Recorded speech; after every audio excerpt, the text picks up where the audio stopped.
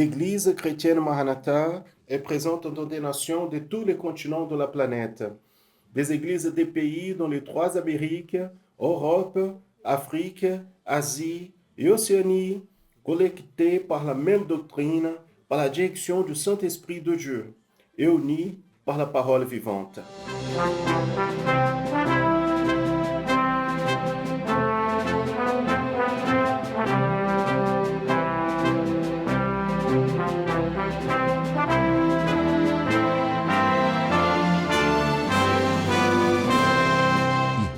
Et sœurs de toutes les parties du monde participent dans le même culte, ensemble, dans un même corps et dans un même esprit. À travers le système de transmission, les membres de l'Église chrétienne Maranatha de toute la planète vivent un moment d'unité, de communion, comme l'ont vécu les Hébreux à leur sortie d'Égypte, les disciples avec le Seigneur Jésus à la veille de sa mort à la croix de Calvaire. Des personnes de toutes les parties du monde sont touchées par l'évangile éternel et par le message du retour imminent du Seigneur Jésus.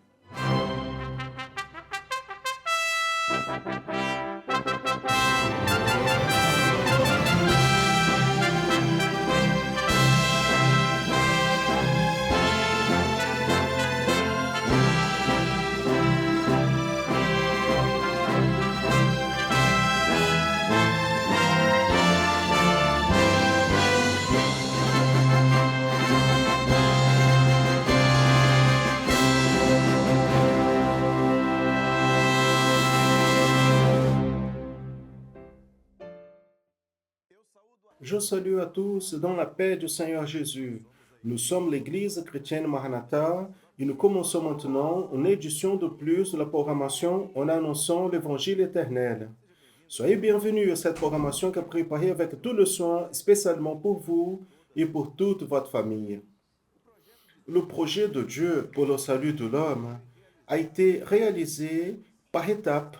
À l'Ancien Testament, le projet concernait le peuple d'Israël quand le rapport était direct entre Dieu et l'homme à travers des personnes choisies pour cela. Au Nouveau Testament, dans la deuxième partie du projet, le ministère du Seigneur Jésus a été réalisé. Il est venu au monde pour une nouvelle alliance avec l'homme, pour mourir à la croix de Calvaire et élargir la portée du salut à nous tous, pour toute l'humanité.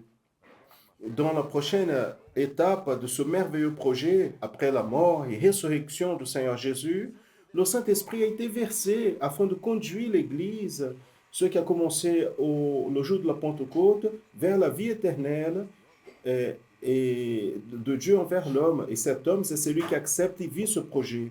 Ainsi comme dans les phases précédentes, cette dernière et définitive étape que nous vivons a un temps pour arriver à sa fin. Et la Bible nous enseigne avec toute clarté quels sont les signes qui marqueraient ce temps et serviraient comme des avertissements que ce moment est en train d'arriver. Dans la programmation d'aujourd'hui, dans le volet leçons du Manaïm, les pasteurs Daniel Moreira et Sergio Souza, nous allons parler comment nous devons nous préparer pour cet événement si merveilleux du retour de Jésus et de l'enlèvement de l'Église. Juste après, dans le volet accessibilité, la docteure Myriam Jezuski va continuer la thématique le problème de déficit d'attention et d'hyperactivité. Dans le volet parfaite louange, la sœur Laïs Figueras va enseigner la gamme de sol majeur. Et dans l'étude pour les enfants, intermédiaires et adolescents, la professeure Laetitia Lirio, dans la thématique en connaissant le mystère de l'évangile de Christ, nous parlera sur le prix payé aux travailleurs de la vigne. Assistez maintenant le volet les sons du Manaïm.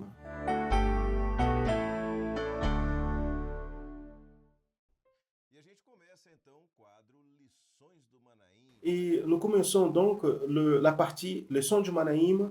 Une fois de plus, nous sommes réunis ici et en partageant avec vous ce que nous avons reçu à l'école biblique dominicale. Nous sommes ensemble, les pasteurs Daniel Moreira, Sergio Souza et moi, pour les leçons du Manaïm. Bien-aimés, la paix du Seigneur, la paix du Seigneur Josias, la paix du Seigneur Sergio, la paix du Seigneur à tous les bien-aimés. Amen. Gloire à Dieu. La paix du Seigneur Josias, Daniel et la paix du Seigneur. Amen. Alors, nous allons commencer dans ce début. Nous allons porter des messages qui ont été envoyés à nous en parlant sur l'importance de la programmation en annonçant l'évangile éternel, l'importance du volet leçon du Manaïm. Tout d'abord, je vais vous apporter deux messages qui nous ont été envoyés par écrit et ont été envoyés via ce code qui apparaît à l'écran. Vous pouvez pointer l'appareil photo de votre smartphone vers ce code et votre appareil va être redirigé vers un message WhatsApp que vous pouvez nous envoyer. Votre message pouvait dire l'importance de la programmation en annonçant l'évangile éternel et du volet leçon du Manaïm pour votre vie. Regardez qu'est-ce que les frères nous ont dit. Nous allons lire le message de Júlio Rodrigues Martins. Il est de Nanuque, Minas Gerais. Il dit, le programme nous a nourris avec des informations prophétiques, lesquelles nous rendent capables pour évangéliser beaucoup de personnes qui sont assoiffées de la parole prophétique. Ça, c'est le commentaire, la participation de Júlio Rodrigues Martins, de Nanuque, Minas Gerais, au Brésil. Nous allons voir la participation qui nous a été envoyée de Fábio Correa Candido, il est do governador Valadares, Minas Gerais. Je glorifie le Seigneur pour cette œuvre merveilleuse dirigée par le Saint-Esprit. Il est glorieux de connaître les mystères de Dieu à travers la parole révélée. C'est ce que nous a écrit Fábio Correa Candido, do governador Valadares, Minas Gerais. Maintenant, nous allons passer deux vidéos rapides, courtes, qui aussi ont été envoyées à travers de ce QR code. Vous pouvez faire cela aussi. Vous pouvez envoyer par écrit ou une vidéo vers le numéro qui va apparaître. Et je vais apporter ici les vidéos de Tiago Henrique, de Belo Horizonte, Minas Gerais, encore un participant de Minas Gerais, et Marcos Gueiras, de Vila Velha, Espírito Santo. Nous allons assister. Mes frères, la paix du Seigneur Jésus, je suis Tiago Henrique de l'église de Belo Horizonte, Minas Gerais. La programmation, l'évangile éternel, est une bénédiction. C'est ce que dit en Deutéronome 32, 3. La doctrine, la goutte de la doctrine nous donne la croissance, la science, la parole de Dieu, la paix du Seigneur Jésus. Je salue les frères et sœurs dans la paix du Seigneur Jésus. Je s'appelle Marcos Lírios. Je suis de l'église à Vila Velha, Espírito Santo. Je vais parler un peu de mon expérience avec l'évangile éternel. Personnellement, cette programmation est de grand profit pour ma vie spirituelle. Principalement, c'est un éclaircissement de la doctrine avec les grandes révélations sur la parole de Dieu, la paix du Seigneur Jésus. Très bien. Donc, vous avez assisté les messages qui ont été envoyés. Vous avez entendu celles que nous avons lues ici. Et vous aussi, vous devez participer. Nous n'avons pas comment apporter tous les messages ici, mais nous lisons toutes. Pour nous, c'est une joie de savoir quelle est l'importance de cette programmation pour votre vie. Nous allons maintenant traiter le sujet d'aujourd'hui. Nous allons traiter de ceux que nous avons vus à l'école biblique dominicale et élargir un petit peu afin que nos frères et sœurs puissent comprendre un peu mieux. Nous sommes en train de vivre un moment prophétique. Nous avons déjà parlé de cela dans la dernière édition de la formation. Nous vivons un moment prophétique avec des signes, des évidences et en finale de l'histoire de l'Église. Si nous voyons le projet de Dieu le long des siècles, nous pouvons voir par les signes que la Bible nous enseigne que nous sommes au moment de la fin.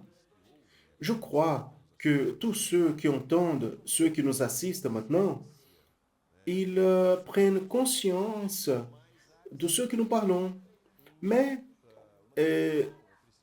on doit prendre une décision. Il est nécessaire de prendre une décision par rapport à ce moment prophétique. Ce n'est pas simplement de savoir qu'il se passe.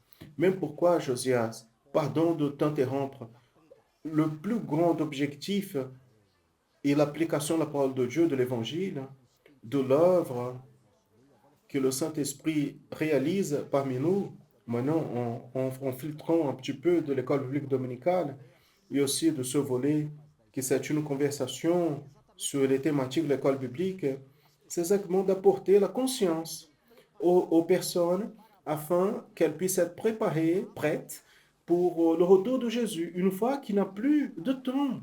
Il n'a plus de temps à perdre parce que les signes qui indiquent que Jésus est aux portes, ils se sont accomplis. Exactement. Le besoin de prendre une position, une décision,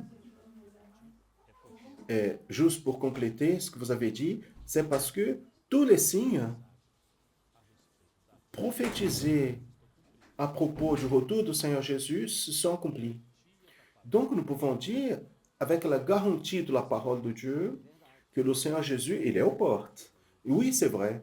Dans le ministère de Jésus, qui a duré 3 ans, lui, il a effectué beaucoup de choses, des signes, des guérisons, des résurrections, mais et tout le monde veut cela. Qui ne veut pas des bénédictions, l'aide de Dieu? Bien sûr. Mais il y a une chose, le plus grand signe réalisé par le Seigneur Jésus a toujours été lié au salut. C'est le grand message, n'est-ce pas? Alors, par rapport à ce que tu as dit, le message que le Seigneur Jésus a laissé, le message de conversion, de transformation de vie. Il y a eu même un épisode où le Seigneur Jésus, pendant son ministère, ça c'est très intéressant parce que l'Église, comme Église, elle a commencé à travailler, évangéliser après la Pentecôte. Mais il y a eu un épisode qui est enregistré dans la Bible où Jésus, dans un moment donné, pendant son ministère, il a séparé 70 disciples.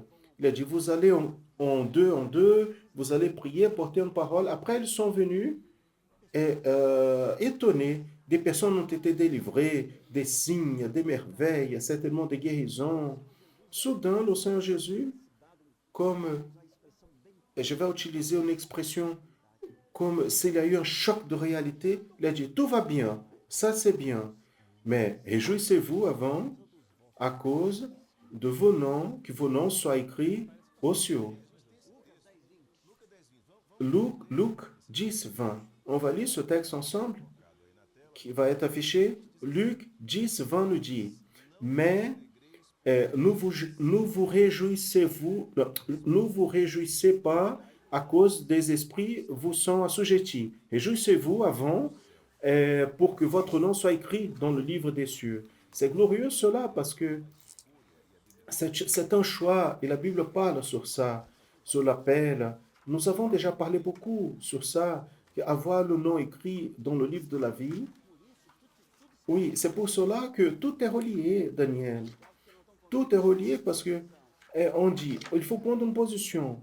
Mais à côté, il y a le problème, il y a le chômage, la maladie, ceci, cela, et Dieu nous aide. Mais l'essence de l'évangile de l'œuvre de Dieu, c'est le salut. Et c'est pour cela qu'il fait cette mise en évidence, n'est-ce pas? La mise en évidence qu'il dit, réjouissez-vous avant tout, parce que vos noms sont écrits aux cieux. C'est ça la joie que nous appelons la joie du salut. Gloire à Dieu. Je vais demander un autre texte ici. C'est en Philippiens. Philippiens chapitre 3, verset 11. Cette lettre a été écrite par l'apôtre Paul afin que vous puissiez continuer cette lignée de pensée. Il dit, pour voir si, d'une manière quelconque, je puisse arriver à la résurrection des morts. Qu'est-ce que Paul a voulu dire avec ce texte? 3.1, 3.11. Il y a besoin de prendre une position. Il était en train de dire ça. Une position devant quoi? Devant le grand message du salut. Que en ce moment prophétique, où nous vivons, où nous croyons, avec la garantie de la parole de Dieu, que le Seigneur Jésus, il va revenir, il est beaucoup plus nécessaire. Donc, c'est-à-dire, il est nécessaire de prendre une position qui permet à l'homme de recevoir et conserver son salut en Christ Jésus. Amen. Nous allons lire encore un texte de ce même chapitre, versets 13, 14, quand l'apôtre Paul continue à écrire aux Philippiens et qui complémente, il dit, frère, par rapport à moi, je ne juge pas que j'ai déjà eu, mais une chose je fais, c'est que en oubliant les choses qui sont derrière moi et en avançant vers celles qui sont devant moi, j'avance vers le but, vers le prix de la souveraine vocation de Dieu en Christ Jésus. Très bien, ce texte en complément du texte précédent, qu'est-ce que l'apôtre Paul veut dire de ça? Il veut dire le suivant, que nous ne devons pas euh, euh, euh, utiliser notre temps, entre guillemets, avec des taulices de ce monde. et vaine philosophie de la religiosité. Nous ne pouvons pas arrêter ou diminuer le rythme, même devant les plus dures luttes, adversités et pertes. Il n'a pas comment rester divisé avec les choses avec lesquelles nous avons déjà été délivrés. Il n'a plus de temps à perdre. Amen. Et que nous avons même, nous avons séparé Josias un texte en Éphésiens. Éphésiens 5, 15, 16. Éphésiens chapitre 5, versets 15 et 16. Donc, voyez prudemment comment vous marchez, pas comme des, euh, donc, des, des, euh, des naisses, mais comme des sages. Donc, ce texte confirme qu'il n'a pas de temps à perdre. Donc, en profitant, n'est-ce pas, en évaluant, et il faut profiter le maximum du temps selon ce qui est lié au salut. Donc, penser aux choses qui sont du haut. Donc, on pensait aux choses qui sont liées au salut. Quel est le secret, Daniel? Où, où est-ce que l'homme, il peut comprendre, il peut connaître et avoir la certitude qu'il agit de la manière comme le Seigneur attend qu'il agisse pour être préparé pour ce moment? Le secret, bien-aimé, ce n'est pas dans des rituels, ce n'est pas dans des liturgies. Le secret se trouve dans la doctrine. Nous avons déjà vu la position que nous devons prendre, que quelqu'un peut demander, n'est-ce pas, si je fais une question. Comment avoir et garder cette position de sainteté, de vigilance et droit au salut? Comment? Comment être prêt pour l'enlèvement de l'Église? Même pourquoi, avant que tu continues, nous croyons, ceux qui participent avec nous à ce moment, dans leur cœur, il y a déjà un désir d'avoir ce salut, d'avoir cette expérience, d'habiter un jour éternellement avec Dieu. Le secret, je reprends, le secret se trouve dans la doctrine, parce que la doctrine est quelque chose qui nourrit l'âme. Je vais demander un contexte. 1 Timothée, chapitre 4, verset 16. 1 Timothée 4, 16. Aie soin de toi-même de la doctrine. Persévère dans ces choses, parce qu'en faisant cela, tu te sauveras, si bien à toi-même comme à ceux qui t'écoutent. Donc, la doctrine, elle est essentielle. Donc, ce texte, il confirme ou réaffirme l'aspect indispensable de la doctrine, afin que l'homme puisse avoir et conserver le salut, en montrant encore, donc en prenant soin de toi-même, va sauver toi-même comme ceux qui t'écoutent. Donc cette doctrine, ce salut doit être témoigné à ceux qui ne connaissent pas Jésus, afin qu'ils puissent accepter et recevoir le salut. Il y a quelques personnes qui peuvent demander, n'est-ce pas, Sergio, mais c'est quoi la doctrine? La doctrine, beaucoup de personnes pensent que doctrine, c'est des habitudes. Ce que c'est le standard de Maranatha. Non, la doctrine, c'est l'ensemble des enseignements qui sortent de la parole de Dieu à travers la révélation du Saint-Esprit.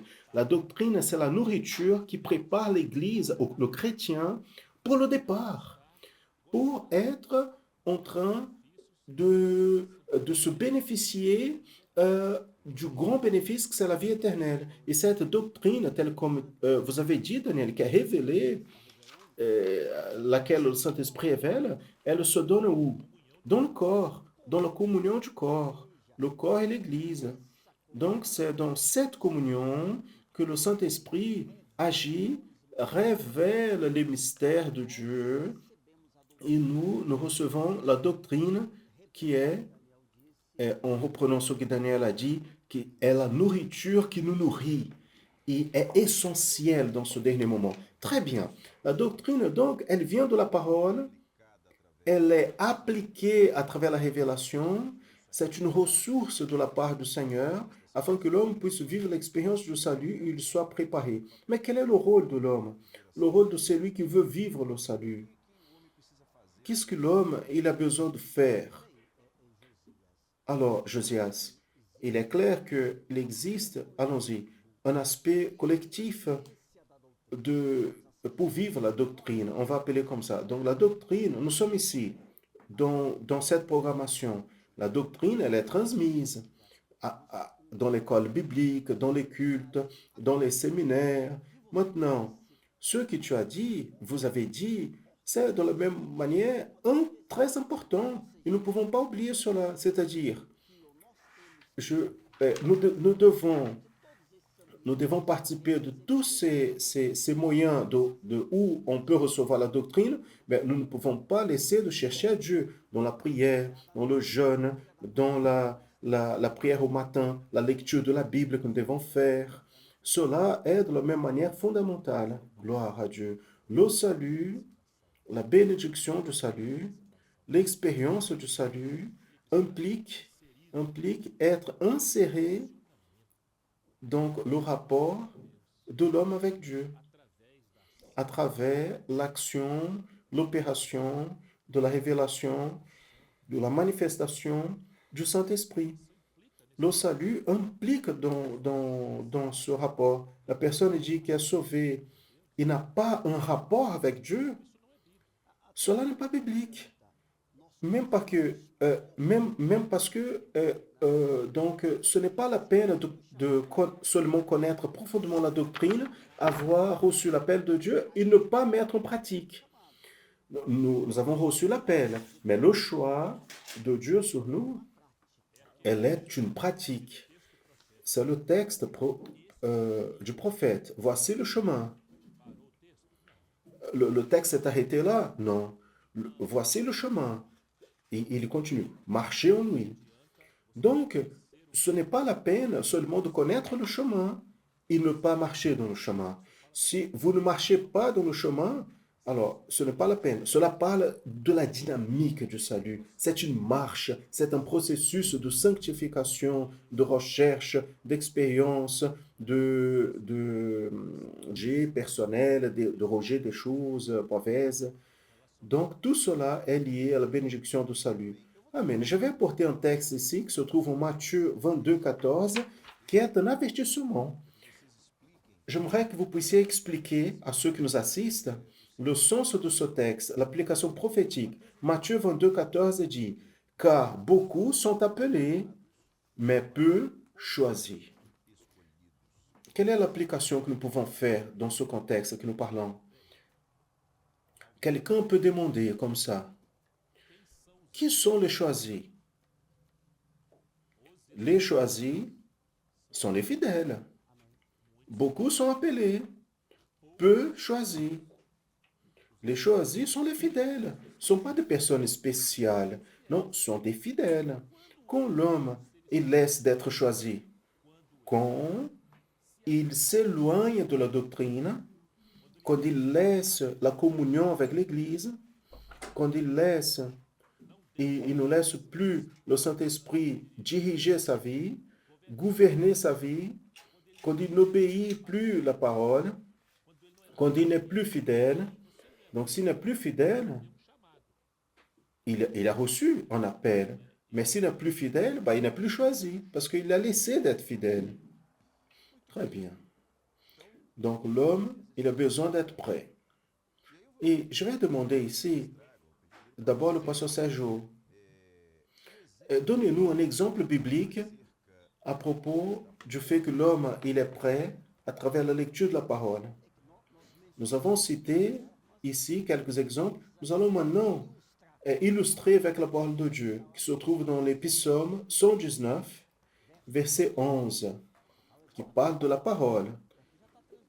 Voilà, il y a d'autres textes, c'est le petit matin, la prière. On va regarder.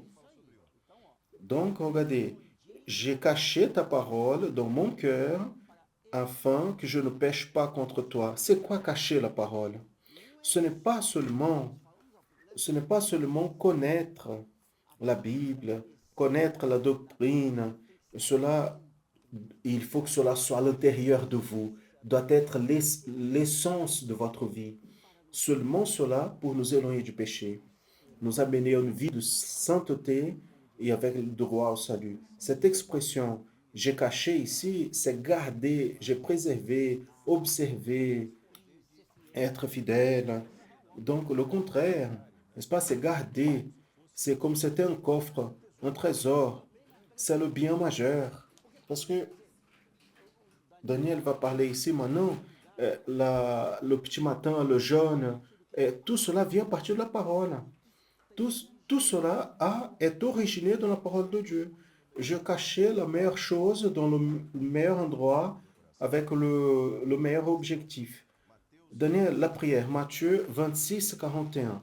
Matthieu 26, 41. Veillez et priez afin que vous n'entriez pas en tentation.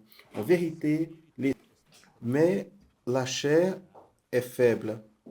Donc, veiller, le fait de veiller est lié dans un langage moderne, il est relié avec la prière. Si la personne, le chrétien, qui qu'il soit, il ne prie pas, il n'est pas en vigilance. Parce qu'à travers la prière, c'est un canal de communication de la terre vers le ciel, de l'homme avec Dieu. Donc, à travers la prière, le Saint-Esprit, il parle à votre cœur. Vous avez l'expérience de la réponse de la prière. La prière, elle rend capable n'importe qui à vaincre les faiblesses.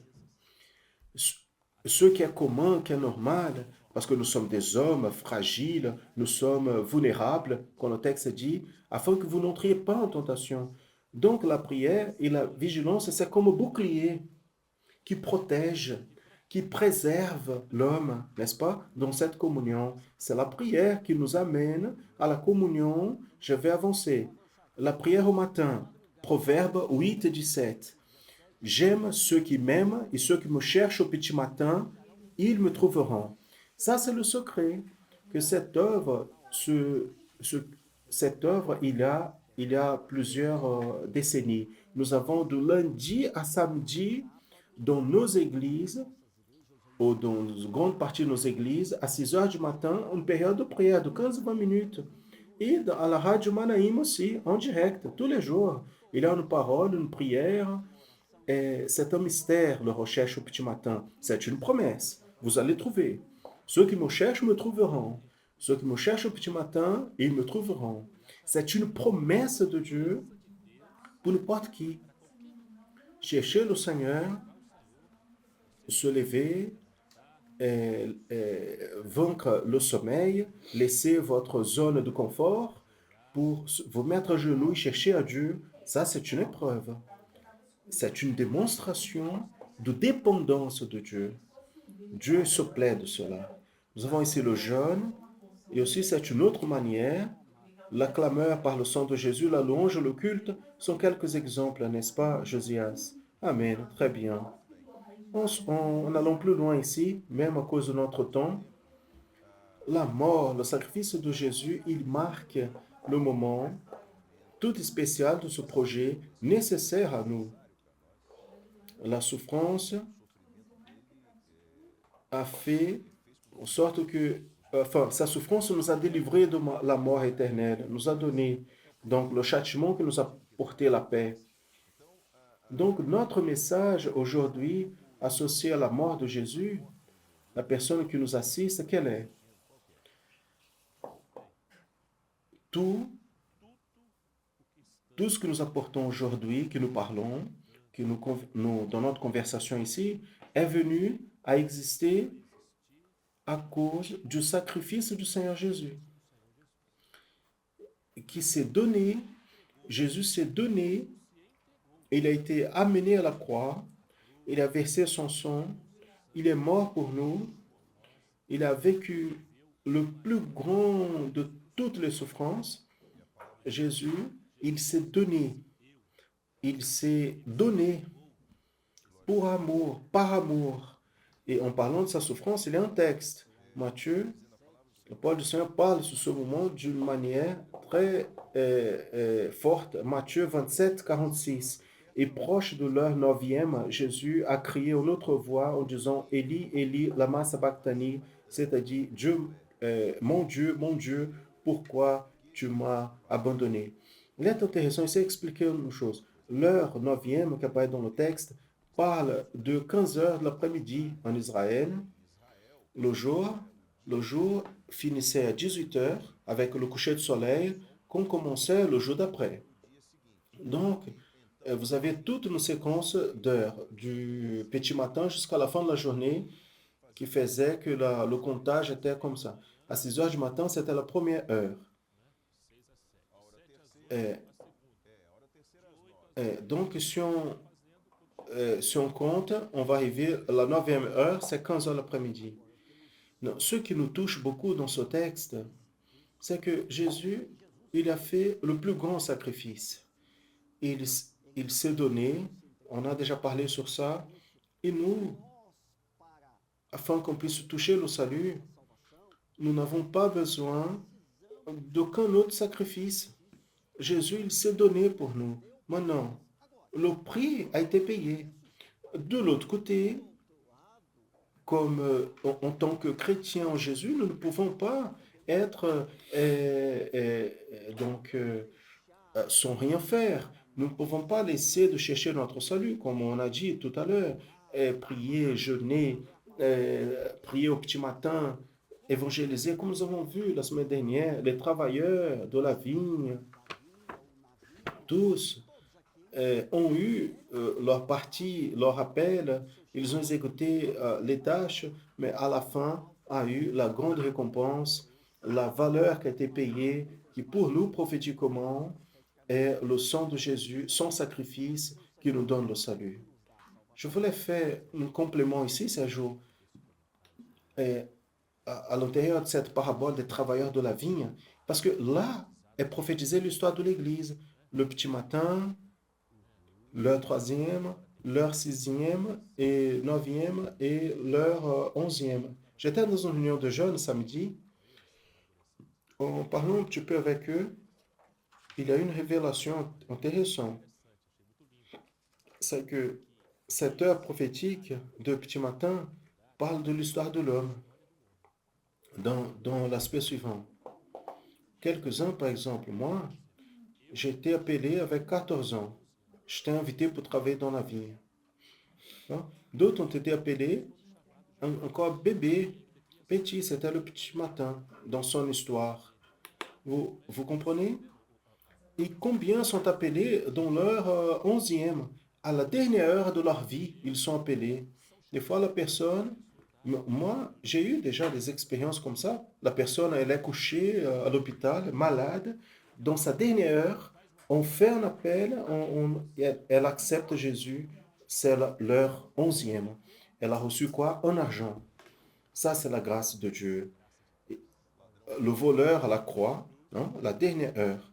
Daniel, on arrive à la fin de cette édition et nous demandons toujours que vous dites directement aux personnes qui nous assistent à propos du sujet duquel nous parlons ici, de manière à ce qu'ils puissent comprendre quelle est l'application de cette conversation ici dans sa vie.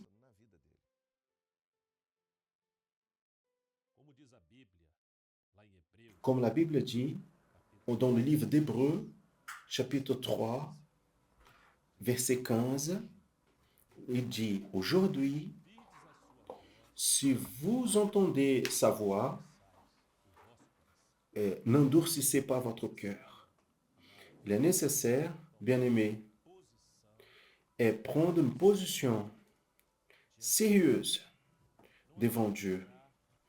Il n'a pas comment rester en trébuchant dans le chemin, avec un pied dans le chemin, avec l'autre pied au dehors du chemin. Non. D'un côté et de l'autre, ou en regardant en arrière. Vous avez le désir, vous voulez le salut en Christ Jésus, vous voulez être béni, comme nous avons dit, le secret de tout se trouve dans la doctrine.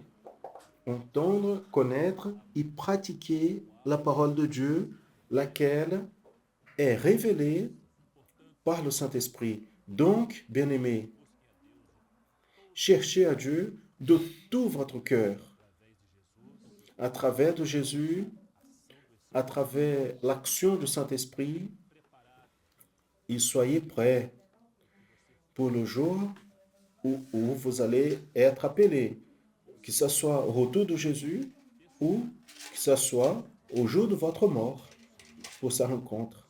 Amen. Loué soit le nom du Seigneur. Très bien.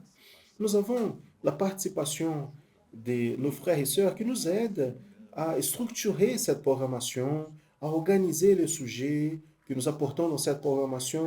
Et cette participation, elle vient à travers de ce code que vous voyez à l'écran. Donc, j'attire votre attention que ce code-là est différent du premier que nous avons montré au début. Le premier, c'est pour parler de l'importance de la programmation. Celui-ci, c'est pour répondre à une question qu'on va vous envoyer. Si vous pointez l'appareil photo de votre smartphone vers ce code, vous allez être redirigé vers WhatsApp. Mais là, une question.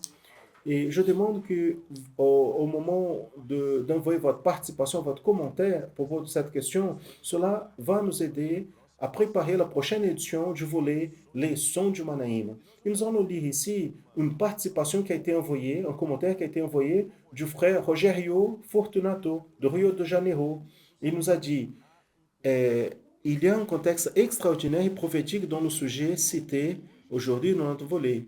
En mettant en évidence que le message central du projet de Dieu, enregistré dans toute la Bible, est le salut de l'homme.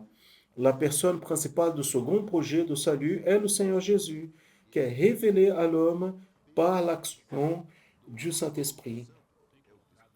Très bien placé. C'est ce que Rogério Fortunato nous a écrit de Rio de Janeiro.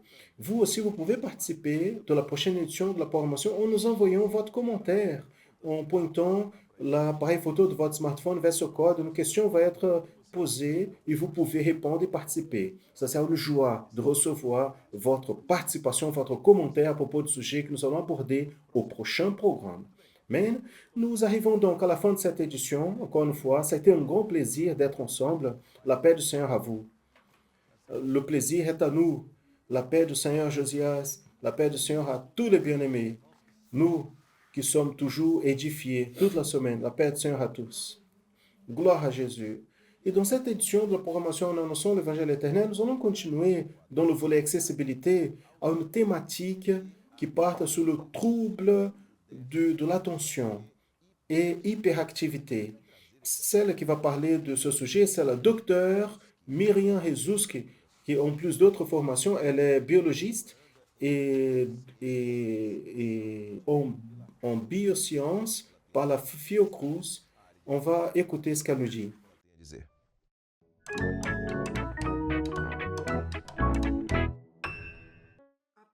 La paix du Seigneur Jésus.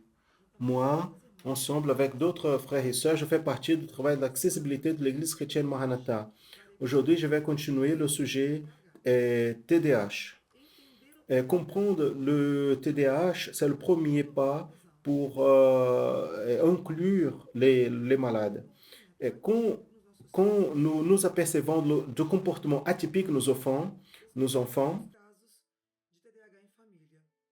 le TDAH, c'est un trouble neurologique lié à des conditions génétiques. Moi, j'ai un enfant de TDAH et moi aussi, j'ai le TDAH. Il existe TDAH sans hyperactivité. L'hyperactivité ici fait référence pas seulement à une agitation comportementale, mais à une pensée désorganisée. Un enfant qui n'arrive pas à mettre en ordre ses pensées, donc elle perd le foc dans ce qui est dit. Donc elle a des difficultés dans son apprentissage. Et les symptômes s'améliorent avec le développement, parce que l'enfant, elle va apprendre à faire face avec ces difficultés. L'enfant avec ce trouble n'a rien à voir avec l'enfant avec l'absence d'intelligence. Un enfant qui est touché de TDAH, elle a un QI au-dessus du QI moyen de la population. Elles ont une capacité élevée d'apprendre, mais elles n'arrivent pas à apprendre parce qu'elles n'arrivent pas à organiser les pensées. Elles n'arrivent pas à se focaliser dans ce qui est enseigné. L'enfant avec ce trouble avec un accompagnement adéquat, elle arrive à développer les habiletés sociales positives caractérisées par des comportements qui reflètent de bons performances. Elle peut faire face à des situations adverses, indépendance, action, le contrôle, et principalement par rapport à l'Église, parce que c'est à l'Église qu'elles vont apprendre à avoir une expérience avec Dieu et vivre sur la dépendance du Seigneur. Donc, nous allons parler un peu de comment serait une attention adéquate dans le culte et dans les classes. Il est nécessaire que le professeur de classe puisse créer un lien affectif avec l'enfant. L'enfant, avec ce trouble, elle doit associer le lien avec l'apprentissage. Si elle a un lien avec le professeur, elle va apprendre mieux. Vous savez qu'est-ce que nous devons attirer l'attention? C'est la tranquillité. Donc, normalement, l'Église, l'Église, il serait bien de mettre un professeur médiateur, d'être en contact avec l'enfant, parce que lui, il va chercher la connaissance pour faire face aux difficultés de cet enfant. Il va arriver à s'associer meilleur à son accompagnement. Dans le cas de l'enfant avec ce trouble, il est nécessaire qu'un professeur médiateur soit dans le culte, dans l'attention, dans l'assistance à cet enfant. Parce qu'à chaque fois qu'elle se disperse, le professeur va chercher son attention à nouveau pour ce qu'elle a parlé. Il faut éviter la reprendre d'une manière brusque. Pourquoi? La personne qui porte ce trouble à cause de TDAH, et il y aura toujours les mains agitées, les pieds agités, en mouvement constant. C'est un comportement normal de celui qui a le trouble. Si le professeur arrive à garder l'attention de cet enfant, même avec ses petits comportements, donc ça sera plus facile que l'enfant puisse faire attention au culte. Parce qu'il faut faire attention. Où il se contrôle dans les questions de comportement, dans ces comportements atypiques, où il va prendre mais sa attention dans ce qui a longtemps. Donc, c'est mieux qu'il soit attentif au culte. Mais indépendant de son comportement, il sera dans la présence du Seigneur, il va recevoir sa portion. Ne pas empêcher que l'enfant soit assise dans le banc destiné à elle ou être dans la classe des enfants, c'est plus adéquat, même avec son comportement agité. Parce que sinon, et là, elle va avoir le plaisir à être à l'église. Le rôle de la famille. Élever la famille dans la présence du Seigneur, c'est le premier pas de la famille.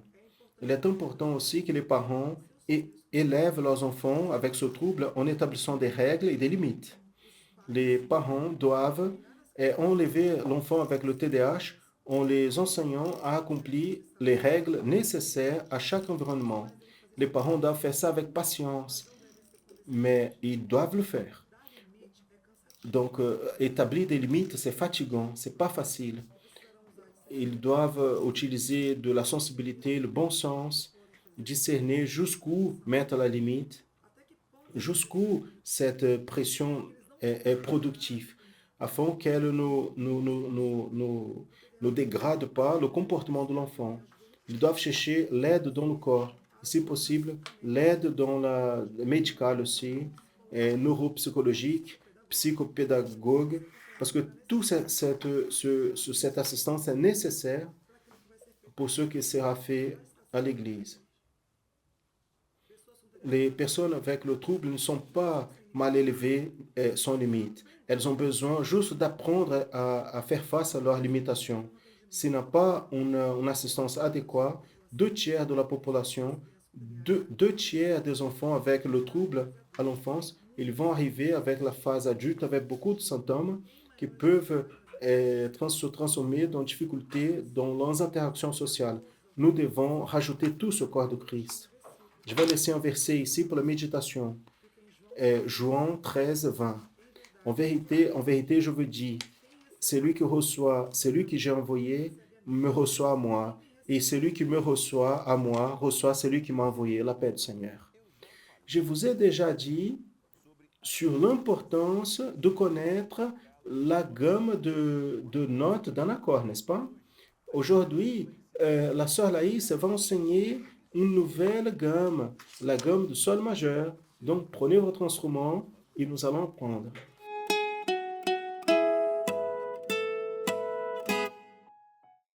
La paix du Seigneur, les enfants, intermédiaires et adolescents, nous sommes très heureux de continuer ce projet merveilleux. Nous savons que vous êtes utilisés dans les mains du Seigneur comme des instruments de louange. Je sais que vous jouez dans les églises avant de commencer le culte, après les cultes, au moment de l'assistance, dans vos maisons, dans les cultes du foyer. Et jusqu'ici, nous avons appris deux louanges. Quand je prie le Seigneur, et ma joie est grandie avec mon Seigneur. Ces deux louanges, ils se trouvent dans la gamme de Do majeur, qui c'est la gamme avec toutes les touches blanches. Et à partir d'aujourd'hui, nous allons commencer à prendre la gamme de Sol majeur. Et cette gamme de Sol majeur, elle a six touches noires et une touche noire, six barres. Nous allons découvrir quelle est cette touche noire.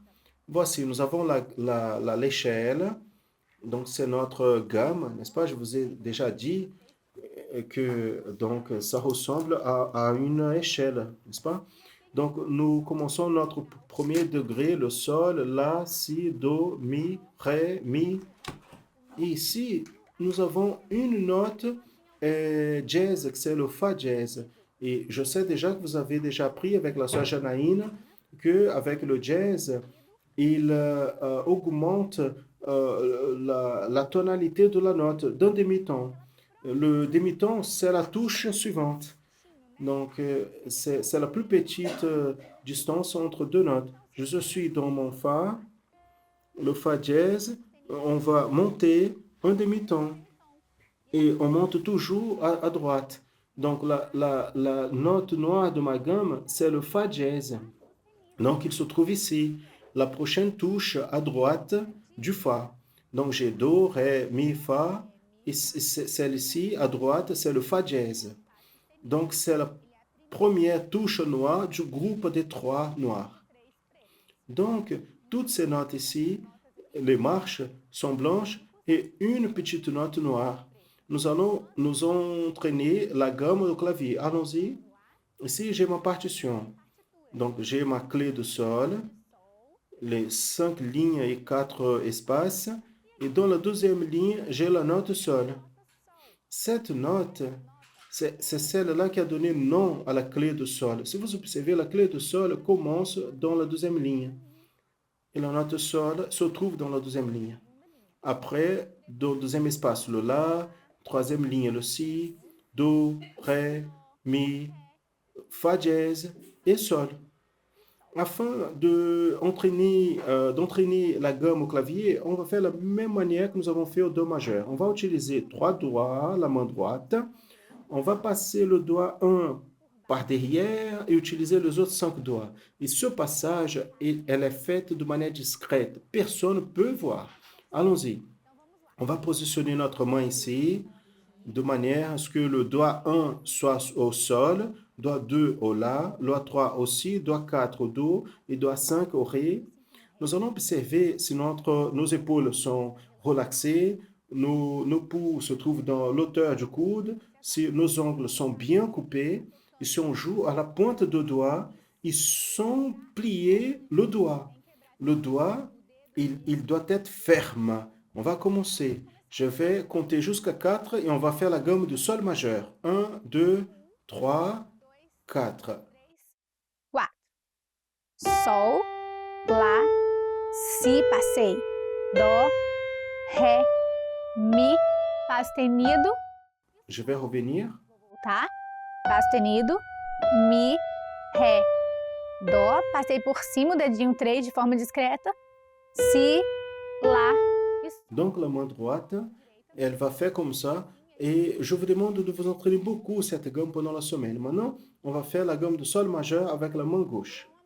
On positionne mon doigt 5 ici, dans la note sol, et allons-y. Sol, lá, si, dó, ré. Passo o dedo. Je passe le doigt 3 par-dessus. Maintenant, on va revenir. Vou voltar. Fá, Mi, Ré, Dó, Si, Lá. D'accord? Donc, j'utilise mes 5 doigts. Je passe le doigt 3. Après, je passe de forme discrète le doigt au Ré et je finalise ma gamme. D'accord? Donc, la paix du Seigneur Jésus à vous tous. On va finaliser notre étude comme ça. Et cette semaine, je vous demande de vous entraîner beaucoup la gamme de sol majeur. D'accord? À la prochaine étude.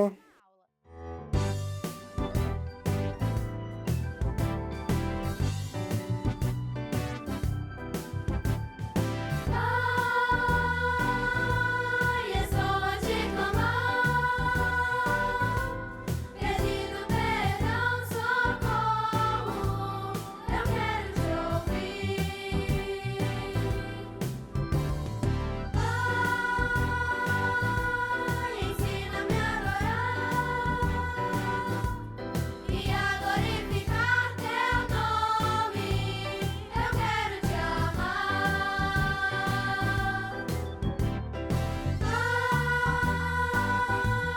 Eu quero te servir,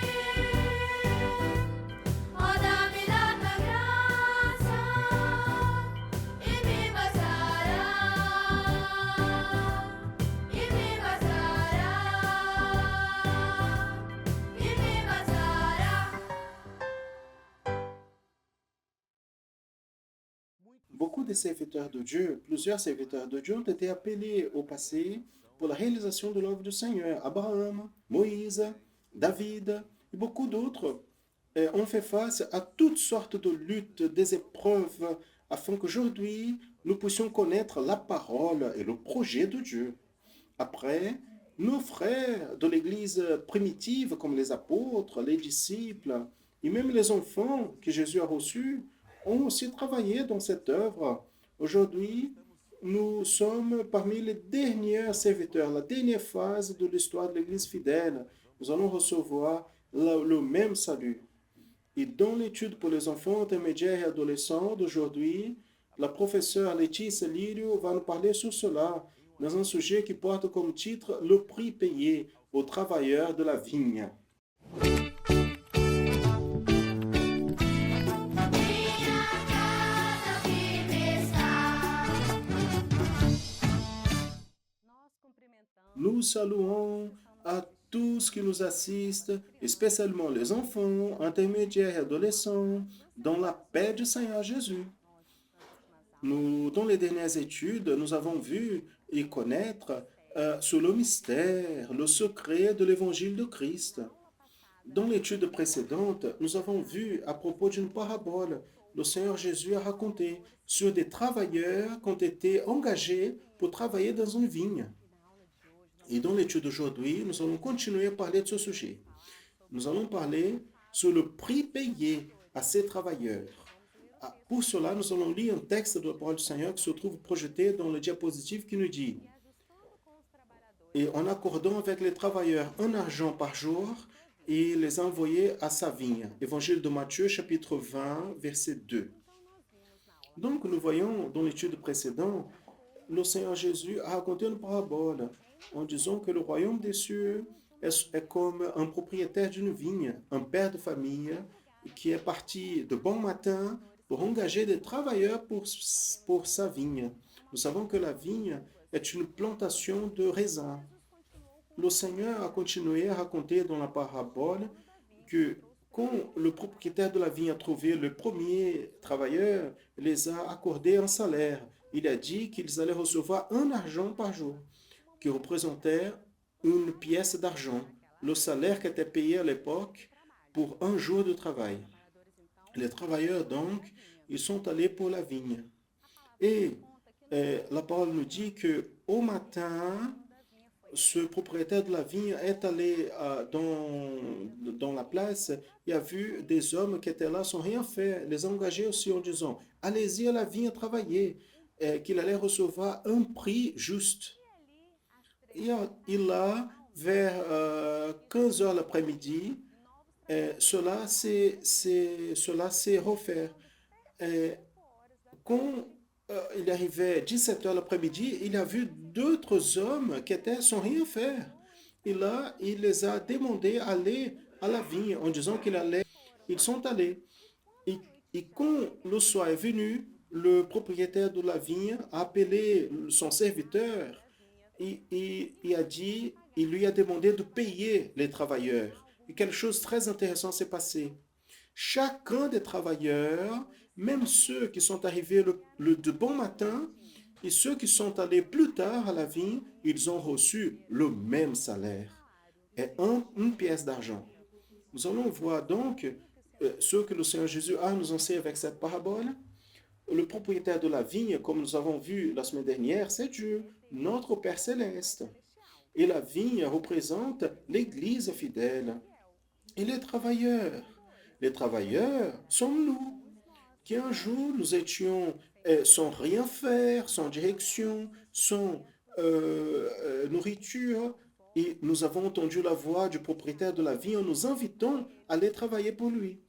Il y a la figure du serviteur. Le serviteur est celui qui prend soin de la vigne. Lui, c'est le Saint-Esprit. C'est celui qui prend soin de l'Église fidèle afin qu'elle porte beaucoup de fruits devant le Seigneur. Et ce que le Seigneur veut de nous, que nous puissions apprendre aujourd'hui, c'est que lui, il connaît chaque travailleur de sa vigne. Car le Seigneur, il est omniscient, il connaît toutes choses.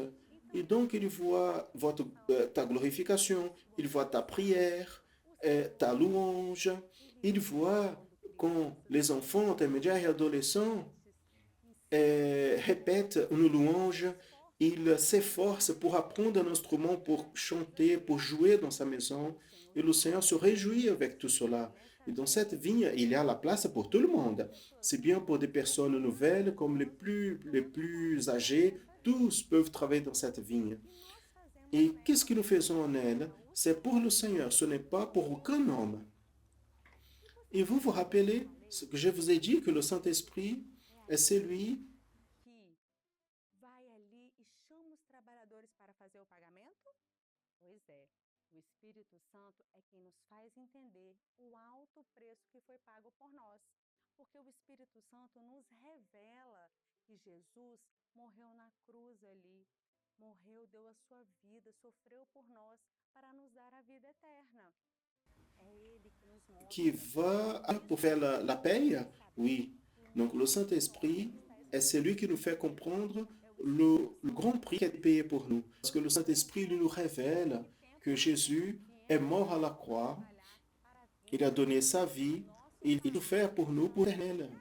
C'est lui qui nous montre, et cela nous fait savoir, notre nom est écrit dans le livre de la vie. Saint-Esprit, que peu importe, dans le temps, nous faisons vers l'or, travailler pour la vie, parce que notre salaire, le salaire de chacun des travailleurs, c'est le salut en Christ Jésus. Donc nous avons besoin que d'accepter notre Sauveur comme notre seul et suffisant Sauveur. Et ainsi, nous allons avoir notre nom écrit dans le livre de la vie, tel comme c'est passé avec Abraham, avec Isaac, Jacob, avec l'apôtre Paul, l'apôtre Pierre. Si nous sommes fidèles au Seigneur, nous allons recevoir ce récompense qu'est la vie éternelle. Donc, aujourd'hui, on a appris que le Père, il veut voir notre travail dans la vigne. Et nous avons besoin d'être, que lui, il nous appelle. Nous avons besoin d'entendre sa voix, de travailler.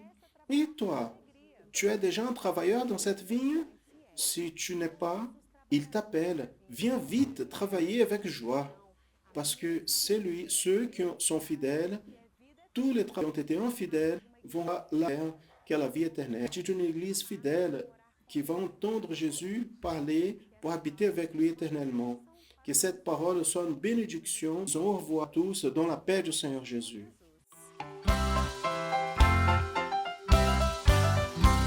A minha alegria é crescer com meu Senhor, Senhor da minha vida, o meu grande amor. A Ti eu renderei toda glória e louvor. Aqui trabalharei na Tua obra com amor. Usa-me, Senhor, pra pregar ao pecador. Usa-me, Senhor, na Tua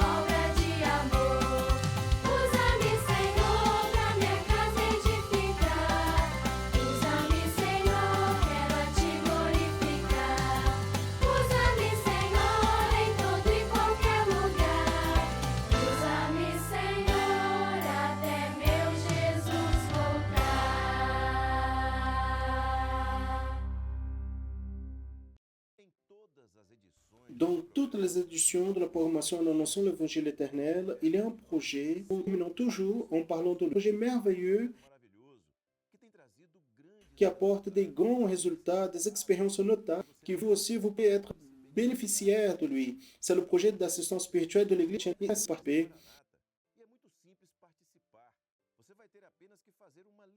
Un appel, et cet appel est gratuit au Brésil, dont vous avez besoin. Vous allez appeler ce numéro qui apparaît à l'écran, 0800 707 376. La personne qui va vous répondre, il va vous écouter, va vous transmettre une parole de la part, il va prier pour vous. Cela est très bon. Et tout complètement gratuit. Pointe vers le code qui apparaît à l'écran, à côté du numéro, vers cet appel.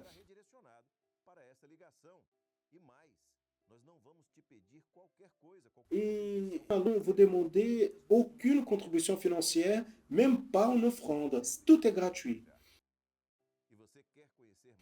Appelez et vous souhaitez. Vous voulez connaître davantage sur l'Église chrétienne Maranatha et nos projets, accès nos réseaux sociaux.